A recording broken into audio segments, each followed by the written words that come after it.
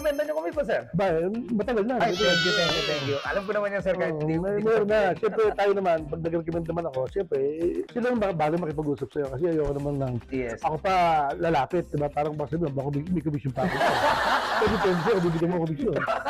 Pwede namin pag-usapan. Hindi. Kasi ako lahat ng marirecommend ko lang, huwag mo lang papabayaan. Yes, sir. So, ano yung binigay mong dato sa akin as a kliyente, sana ganun din para. At sa akin kasi parang gusto ko sa pamilya lang eh. Yes. Ayoko din yung dahil sa business ko mag-iba. Mas maganda kasi yung relationship natin maganda. Long term, sir. Long term. No? Kasi hindi natin masabi, magpagawa ko ng pool sa likod. Hindi, sa pool guy ulit. Ano ba? Lalo pa ba tayo? Diba? Sir, hindi lang pool guy kami. Hindi lang pool ang hawak namin, sir. General Construction. Kita nyo naman. Kaya nga. Si architect, wala natulog sila naggawa ng mga tiles.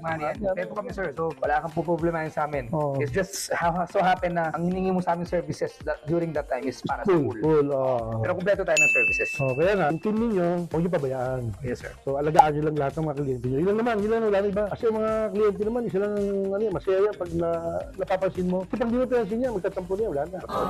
Wala. Kahit madaling araw, sir. Kita mo naman, lumasagot talaga ako. Kaya nga, thank you sa lahat. Thank you. Maraming salamat, sir. Thank you. Tama sa oras na binigay mo sa amin, sir. Naku, welcome. Kasi hindi oras kayo binibigay sa akin. Thank you.